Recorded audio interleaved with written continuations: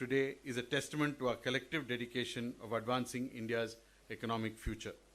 As we gather here, it's vital to recognize the ambitious vision articulated by our Honorable Prime Minister, Shri Narendra Modi ji, to transform India into a developed nation by 2047. We stand today as an emerging economic powerhouse with one of the fastest growing economies globally. Yet, achieving this vision requires a profound shift from a predominantly agrarian and informal economy to a diversified, technology-driven and knowledge-led economy. In the face of global economic uncertainties, where nations like Japan, Germany and Saudi Arabia are grappling with a negative growth, India has exhibited remarkable resilience. Our economy has sustained a steady GDP growth rate of 6.7%, reflecting its underlying strength and stability. Tamil Nadu, a key player in this narrative, is a cornerstone of India's economic success. As the second largest contributor to India's GDP, Tamil Nadu is home to over 80 Fortune 500 companies and boasts of highest number of factories in the country. Its gross state domestic product has grown at an impressive compound annual growth rate of 11.66% between 18-19 and 23-24. The state has also emerged as a leader in electronics exports and a significant hub for aerospace, defense and defense investments. The defense corridor, established during Srimati Nirmala Sitharaman's tenure as defense minister, has been pivotal in this growth, creating new opportunities and fostering innovation. As we look towards 2047, SICI proposes several strategic priorities to accelerate India's journey towards a developed nation status. Climate change and decarbonization. India is taking a leading role in the global fight against climate change. Our transition from a high carbon to a low carbon economy is both an environmental necessity and an economic opportunity. With advancements in renewable energy, green hydrogen and low carbon technologies, India is well positioned to lead in this space. The International Energy Agency forecasts $80 billion in revenues from renewable batteries and green hydrogen, highlighting a promising future of our green economy. On the technology and disruption and digital transformation, the decade is upon us. India's digital economy is projected to reach $1 trillion by 2025, with internet users expected to hit 1.2 billion by 2030. Our leadership in digital transaction, evidenced by processing 48 billion payments in 2022 alone, underscores our technological progress. On the emerging sectors and innovation, India is poised to excel in electric vehicles, fintech and deep tech. The EV market is set to grow at a CAGR of 49% between 2022 and 2030. Our fintech sector, with over 2,100 startups, is anticipated to expand from $31 billion in 2022 to $150 billion by 2025. The rapid growth of deep tech, driven by AI, IoT, and blockchain, reinforces our commitment to global technological leadership. On skill development and workforce empowerment, with nearly 50% of our workforce in agrarian or informal sectors, upskilling is crucial. Recent initiatives to provide wages for first-time workforce entrants and internships for youth are steps in the right direction, aiming to enhance employability and ensure our workforce is ready for a rapidly evolving economy. Harnessing the demographic dividend, India's demographic profile, with over 70% of our population under 30 and a growing number of women entering the workforce, represents a unique economic opportunity.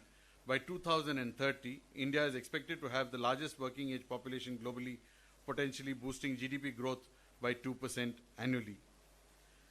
Founded in 1909 under Mahatma Gandhi's inspiration, SICI has been at the forefront of industrial advocacy for over a century. As a founding member of the Federation of Indian Chamber of Commerce and Industry, FICCI, SICI has played a pivotal role in shaping India's industrial landscape.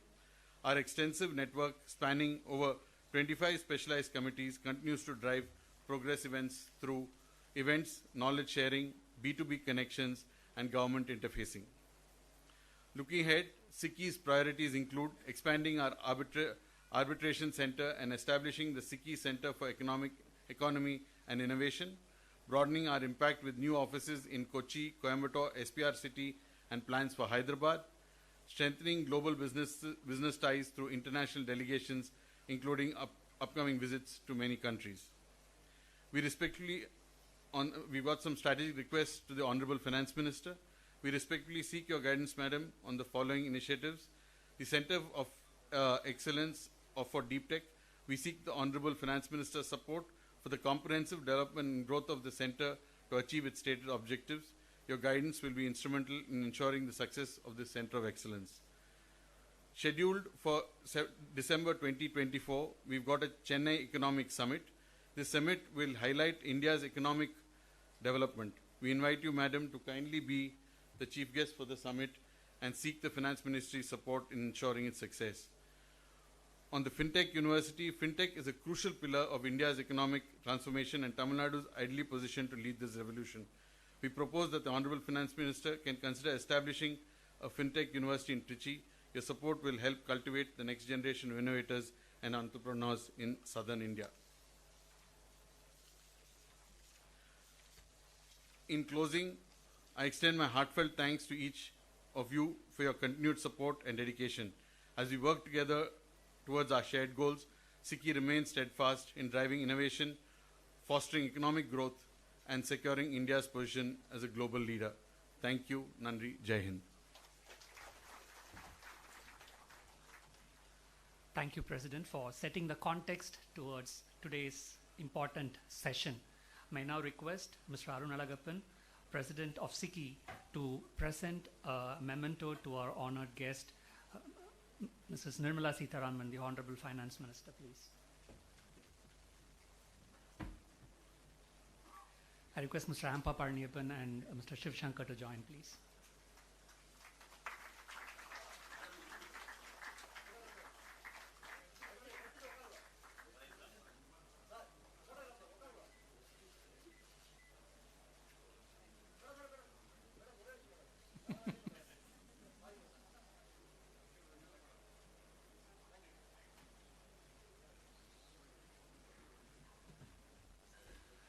Friends, it has been a long-standing tradition of the Chamber to award meritorious students during our annual general meet every year. So on this occasion, it is our pleasure to request Srimati Nirmala Sitharaman to present the awards to the best students. May I request ma'am to kindly award the best students. First, SICKI jointly with Century Flow Mills awards best students from the Commerce Department, Madras University. Mr. Yan Santosh, the award winner from Madras University from the Commerce Department.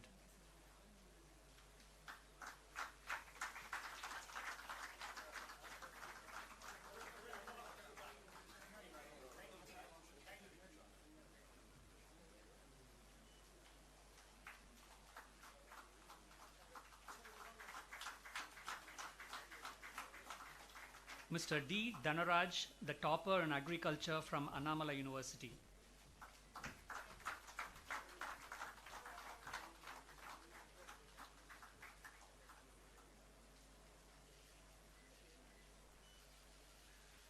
Mr. B. Karthik, the topper in agri-economics from the Annamala University.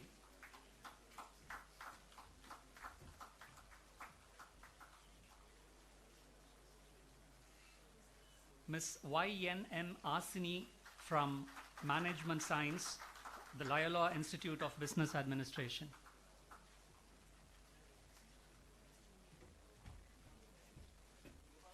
SICKI jointly with the AMPA group presents awards for the best student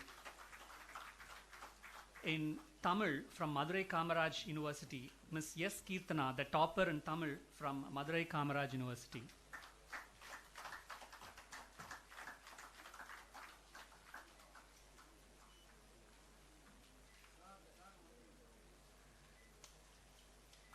Ms. Yan Shafia, the topper in sociology from Manonmaniam Sundarnar University, Tirunelveli.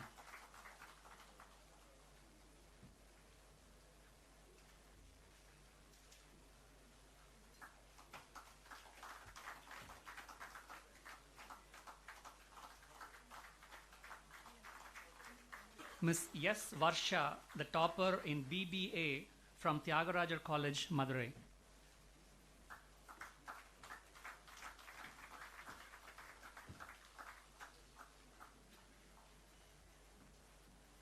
SICI jointly with Coromandel International Limited awards the best student in artificial intelligence. I request Mr. B. David Benjamin, the topper in artificial intelligence from Bharatidasan University, Trichy.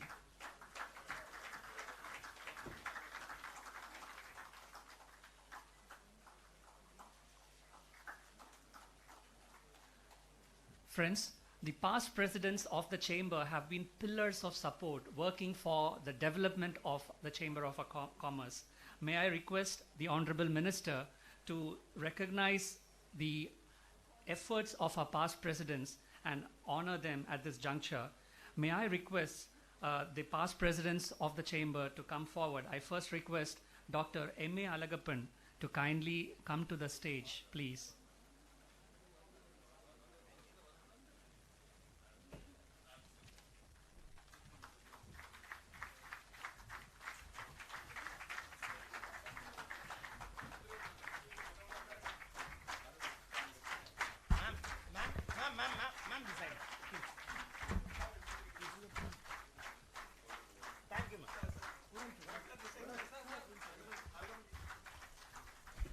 Thank you, ma'am.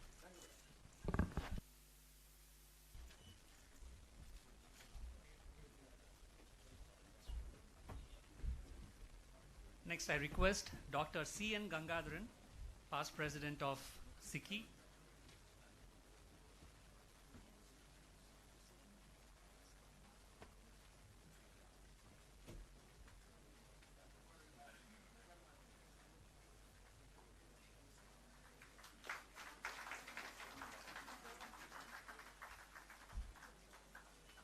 I now request Mr. R. Veeramani, the past president of the Chamber, to kindly come to the dais, please.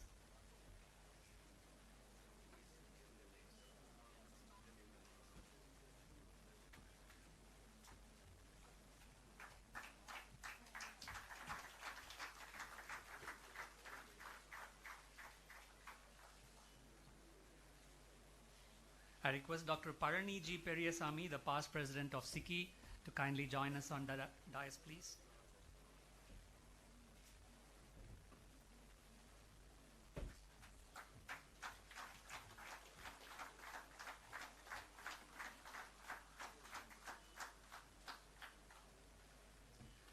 I request Mr. M. Balasubramanian, past president of the Southern India Chamber, to kindly come to the stage, please.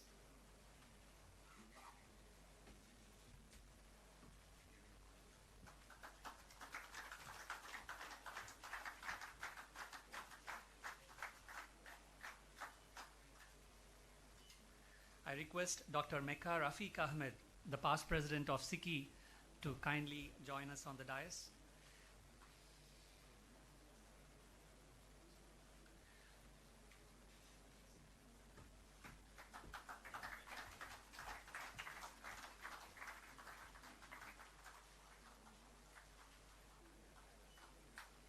And I request Mr. R. Ganapathy, the past president of this chamber, to please join us on the dais.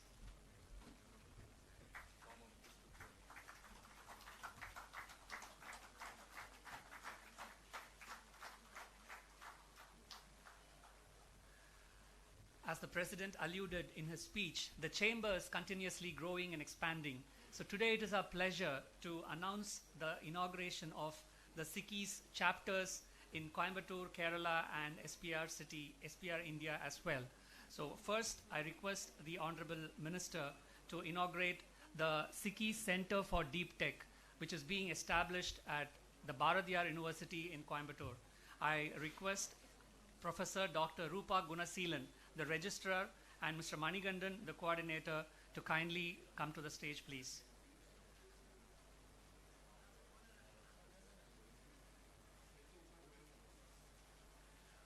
I request the Honorable Minister to kindly unveil the plaque for the inauguration of this Deep Tech Center.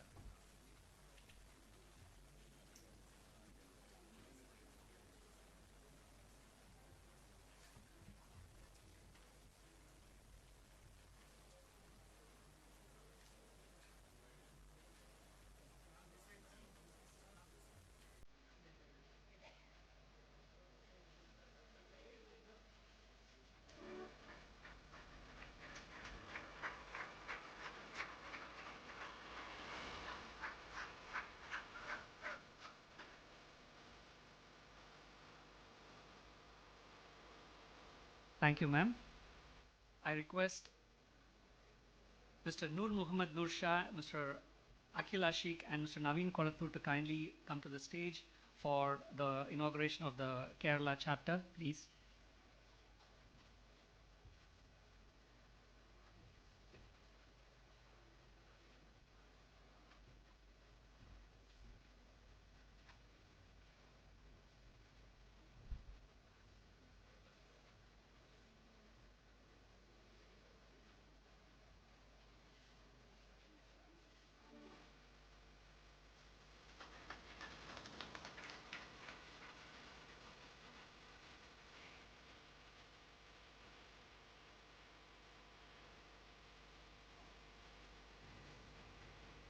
Thank you, ma'am.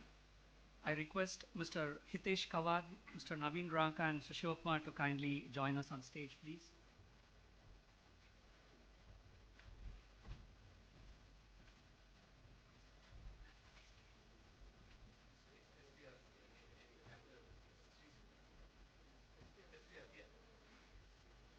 Please.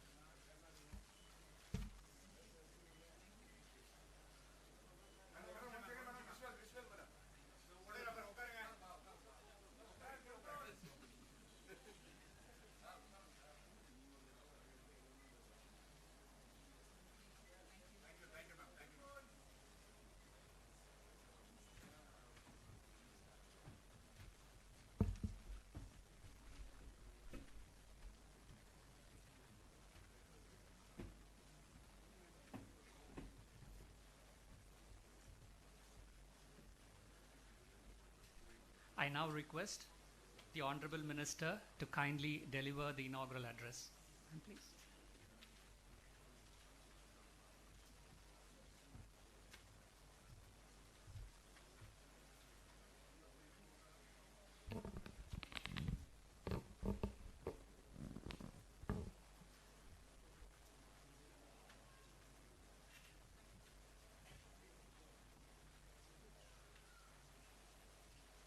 Good evening, and I'm grateful to the South Indian Chamber of Commerce for inviting me to share a few thoughts with you. We're actually meeting at a time when, in the third term of the Prime Minister, I emphasize on the third term only because it reflects a desire of the people of India for continuity and stability in policy. We need to have, at a time or at the juncture in which India is located in, stability in policy, a predictable tax regime, and also continuity in administration, so that businesses can be sure that there will be some steady pathway with which they can go ahead with their plans. More so because globally, for various different reasons, you're seeing not so stable a world. And if instability is the feature all across the globe, either because of war or because of the closed economies which are still ruling the roost in some parts of the world, or because how global commons have become now subject to a lot of what may be called high sea piracy or attacks on cargo vessels, and the essentials which keep moving from one part of the world to the other are now avoiding conflict zones and having to take a roundabout route to their destination. All of this is adding to the costs of everything that you want to buy and sell, import and export. As a result, all over the globe, every government is feeling that it is only that much and not beyond that can they control factors of production. And when they can't beyond a point control or regulate or seemingly bring in some kind of a market sense, no one is really on the top of inflation management. No one is really on the top of regulating and leaving the market forces to determine how our economy should move. As a result, there is stress in policy making all over the world. Over and above that, this particular year, there are more than 50 countries, all of which are going for elections at different parts of the year, different times in the year. So if 50 countries are going for elections, and in many of them there seems to be a regime change possibility, India, which also went through an election process this year, fortunately could make the electing public understand the importance of continuity in regime. Understand why a country like India, with various different problems of development, of regional inequalities, of demographic dividend in some regions and demographic challenge in some others, resource constraints, but yet also having an aspirational population which wants to come out of the rut in which we have spent some decades in the past. So India, despite also going into election mode this year, could reason out to the Indian public the need for a stable continuing government and the risks of alliance-driven government. And India has seen it all before. What an alliance-driven government can do to our economy. I don't even want to underline the fact that sometimes you need to go back to thinking. The unstable governments, the unstable government, the instability that they brought in, led to India having to pledge the sovereign gold that it had and get some money. And is that wrong? It's not. But there is an emotion and a sentiment in this country saying you wouldn't do that unless you're so desperate. And equally, after that and before that, because of this kind of an alliance regime, you've also had instability governing every policy making attempt by the government, and no government could function with coherence. You had partners doing things which even the, as they say in Hindi, the mukhya could not hold the partners together. The chief of this group could not even hold the partners together to the same principle of governance, to be transparent, to be effective in governance, and to make a difference to the public. So that lessons learned, thankfully, Indian voters did not forget, and they voted for a stable government, albeit with some reduction in the majority. So the point that I would want to place before you is India is at a cusp of moving towards and taking that trajectory which will lead us to a developed economy by 2047. And if in this trajectory you have obstructions, you're not going to be able to make it even in the next 30 years. So what if we don't make it? Look at what you're doing at the moment. You are the fastest growing country. You contribute, as per IMF's own assessment, close to 16% of the global GDP.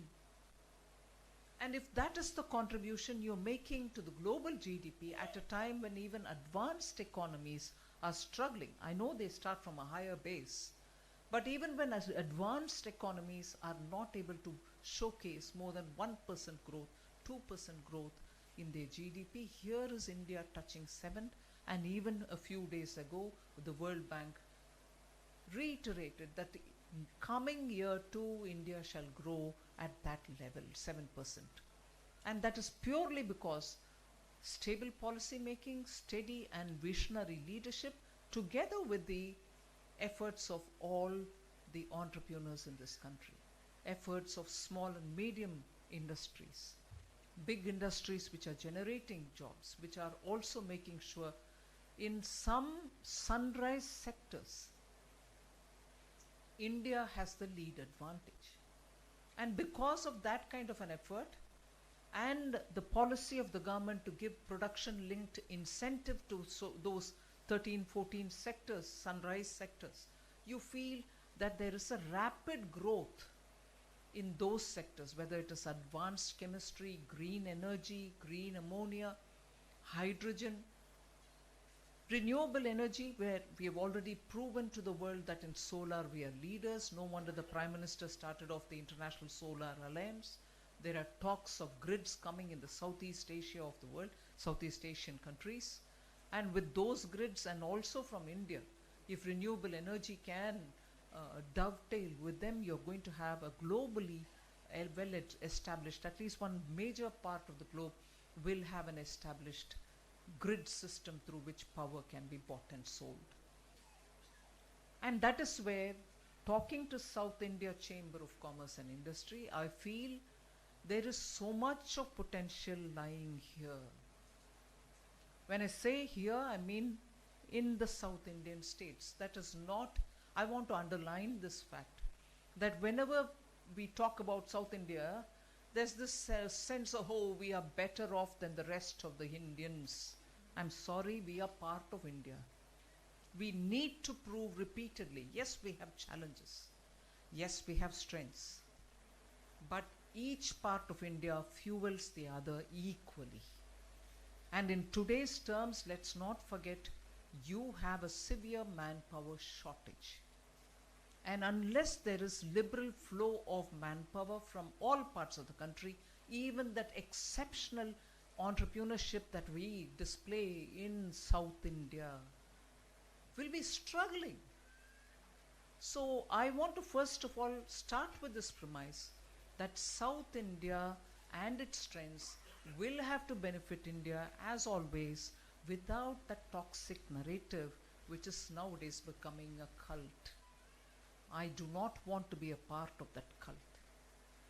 In the sense, no one of us should be part of that cult. India is one, and all of us are working towards building better country, better families, better state, better everybody. So let's go on that note, and when I talk therefore South India, I see opportunity for all of us. Particularly when Sri Lanka is making an effort to integrate its economy with India. We are the first port of call. We are the first port of call, and there's immense potential for India's own production of energy to be able to be marketed in Sri Lanka, and gradually as Sri Lanka is also building its renewable energy, wind energy, solar, they're doing it onshore, offshore.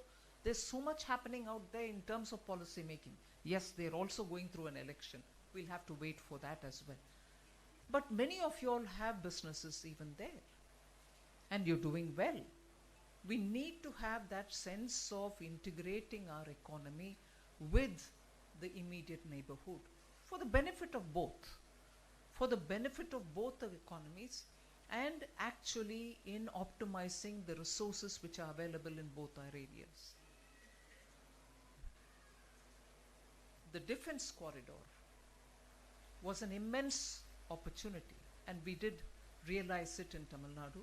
But now there are also extensions, and that extension to Palakkad, and that extension going till Tumkuru in Karnataka, because of the corridors which are being built, is going to have greater integration of the south.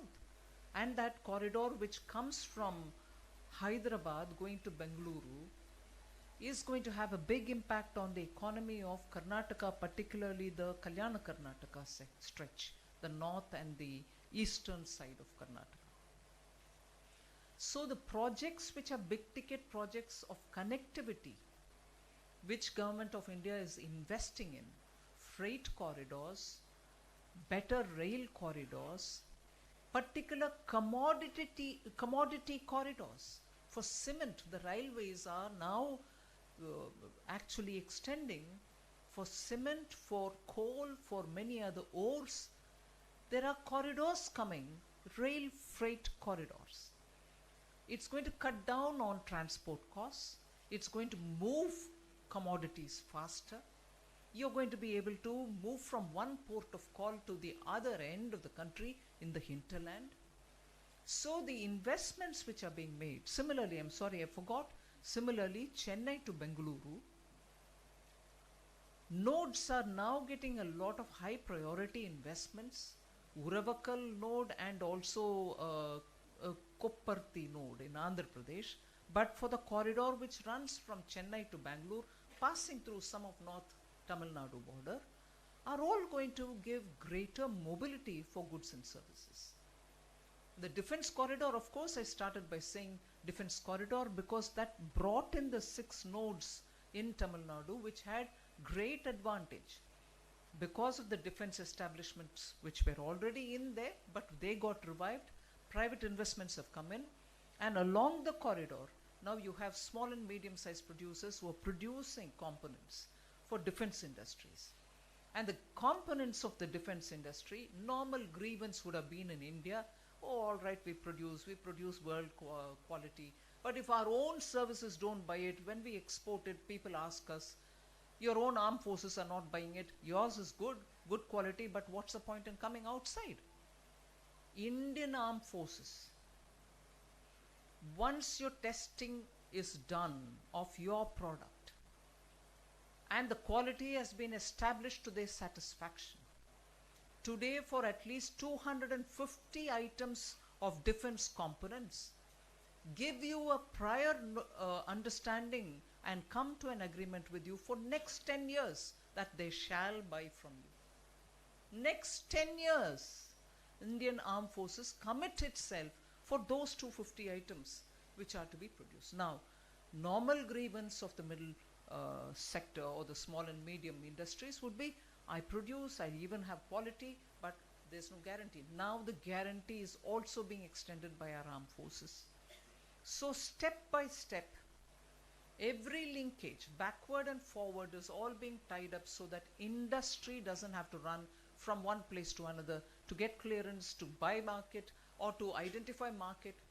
The the Garment e-marketplace, which is the GEM market portal, today gives a slot for the medium-sized industries to put their items which they want government to procure onto that website. So it all gets procured. You're not running from one pillar to one office to another. So government's policy, incentives which are being given, the schemes which have been announced in the budget, wherein there was a part reference made to it, skilling according to the needs of the industry. So when we are talking about internship with top 500 companies in the country, it is funded by the government. Government pays these interns a monthly allowance of 5,000 rupees for a whole year. One-time amount of 6,000 so that the chap goes and adjusts in the place where he is now going to do internship with that money. And after that, every month he gets the government payment for the internship. All that the top 500 company are expected to do is to identify some instructors to handhold them during the internship on the shop floor. So if that is one of the schemes, it is going to ready people for those industry ready qualities and skill. Most of the time the industry's grievance was, oh yes, we produce a lot of engineers, we produce a lot of graduates, but they're not ready for the job. So on recruitment, I spend 6 months to 8 months or even 1 year in training the guy. That's a waste for me. Now government is coming in there and saying, all right, you train them in your place. I give the money for that 1 year. Eventually, if you find him fit, please take him on or else let him go. He'll find it somewhere else. So if that is internship, we also announced that we'll have all over the country the ITIs, which are largely with the state governments, will ready students, skill them for Industry 4.0. You're going in for robotics, you're going for Internet of Things, you're going to manufacture under the principles of Industry 4.0, which means Web 3 is going to take over your manufacturing processes, your packaging processes, your testing processes. Now the ITIs all over the country will be with industry partnership, training youth to become savvy in hand holding them and making them hands-on experience. So the ITIs and the equipments will be all given by the government, and also the industry will come in to say, this is the kind of training I want from these boys. Okay, girls also. So they would be trained in the ITI and they can come with a diploma. A lot of discussions also going with many countries. For instance, recently I was in Singapore. A ministerial delegation went, and today of course Honorable Prime Minister himself is in Singapore. As a precursor to the Prime Minister's visit, we ministers had gone. One of the things on which we had had extensive discussion was skilling and certifying, in which Singapore IT education systems and training, ITES, is an institution which comes to India in 6 different parts of the country. I can remember readily 2, Bhubaneswar, Guwahati, and possibly Gujarat, and possibly Maharashtra, Orissa. Yeah, I did say Bhubaneswar. So they are setting up skilling centers and training our youth, certifying them, and also of course helping out for training people to certify in the future. So there are efforts made by Government of India. I took the example of Singapore, where I was as a precursor to the Prime Minister's visit. Get global quality training people and trainers to come. Train our own trainers and get these trainings done for our youth, so that what is demographic dividend today can be effectively used by industry. So I think there's quite a lot of work which the industry can participate with the government, and industry on its own can extend a bit more in the interest of this economy, our economy. I would quote the famous example of Codicia, which in its own premises, together with their members, trained young people. Although let us say their requirement in a year would be 100, they would train 300 youth in those specific industry required skills. They would absorb only 100, but the other 200 with similar training were available for industry elsewhere. That was a brilliant partnership between government and industry association. I wish that experiment is repeated elsewhere in the country, because it is purpose serving. We are not training people without understanding the industry's requirement. When industry itself decides to train, it makes sense, and the government can always partner in these sort of things. There are of course several things that one can talk about. I also have to emphasize on how we want to encourage industry to recruit people through the EPFO schemes.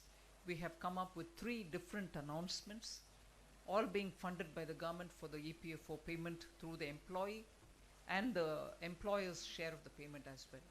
So the emphasis is sunrise sectors, energy, fintech is something on which some of the students received awards, and innovation related activities of startups. I had spoken in Kerala earlier. Kerala has immense potential for fintech and startup related activities because the youth there are doing their own experiments and coming out with very good solutions. But they don't need to be confined to be Kerala. Startups today are benefiting from youth from different qualities, different skill sets from all over the country. And I would think any South Indian state has already shown lead advantage in setting up fintech related activities. Global capability centers are relocating themselves here purely because you have exhibited strength in those areas. But I would now think it's time for us also to draw upon the youth of the rest of the country, use them for what they can offer, train them for what they can offer for the country, and in the process, industries here can also have a cost advantage, which you probably are now reaching a saturation. Many of the global capability centers already set up in the south are now looking for tier 2, tier 3 cities because the costs have now reached such levels that they are not able to meet their business formula. So I would think there's potential lying in the hinterland, not necessarily in the South Indian states alone. You can move further up north, Madhya Pradesh or Maharashtra, Orissa, and so on. There's immense potential, and banking sector in India has now come out of the difficult days that it had been put to. So the banks and the credit are all available. It is for our industry now. And I'm moving to a very fragile minefield-like area, so I have to choose my words, but I would want to say it here in a gathering of industry. Post 2019, when the corporate tax was reduced, there was a lot of expectation that Indian industry would come out of their twin balance sheet problem and be in a position to invest and expand their business now that the rate had been brought down. Unfortunately, we were hit by COVID, and genuinely industry had its own difficulties post it to come out of it.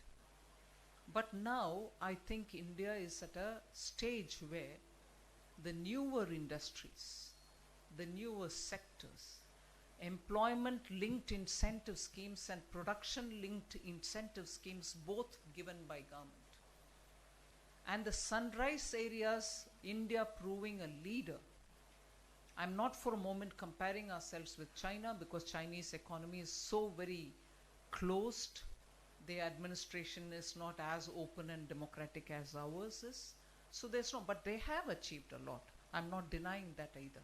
But it is not right for us to compare ourselves with China. However, we have that much capability and potential in this country. I would think industry should seize this movement.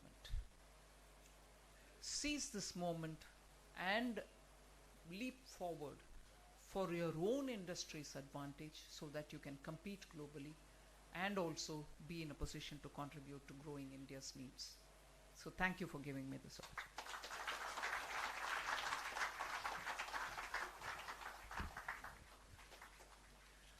Thank you, ma'am, for your illuminating address.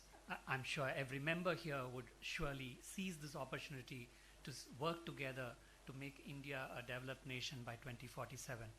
At this moment, I would like to request Mr. V.N. Shivshankar, the Senior Vice President of the Chamber, to deliver the formal vote of thanks. Madam Honorable Minister of Finance and Corporate Affairs, Ms. Nirmala Sitharaman, Mr. Arun Alagappan, President SICI, Mr. Ampa Paraniyappan, Vice President SICI, SICI's esteemed past President, and members of Executive Committee. I have the pleasant task of proposing the vote of thanks. Firstly, I would like to take this opportunity to profoundly thank the Honorable Minister for agreeing to be our chief guest and grace our annual general meeting in spite of our pressing commitments. I thank you, Madam, for your insightful address, sharing your vision for our nation. SICKI has been quite a stable organization, Madam. It's completed 114 years, and we are happy to note that you have also placed thrust on two key areas which SICKI is focusing, which is on regional outreach, catering to the small and medium sector, and in skilling, both of which we hope to make good progress in the coming years. I thank all members of the diplomatic community in Chennai for being here with us and also assisting us in building bilateral ties. It's my privilege to also thank all the past presidents of SICKI for having joined us in this occasion. Thank all our friends from media and members for our participation. Thank you.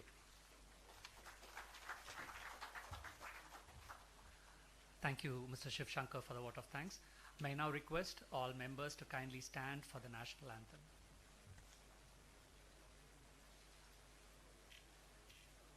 Vinayak जय हे भारत भाग्य विधाता पंजाब सिंध गुजरात मराठा द्राविड उत्कल बंगा विंध्य हिमाचल यमुना गंगा उज्जल जलधि तरंगा तव शुभ नामे जागे तव शुभ आशीष मांगे गाहे तव जय गाथा जन गण मंगलदायक जय हे भारत भाग्य विधाता जय हे जय हे जय हे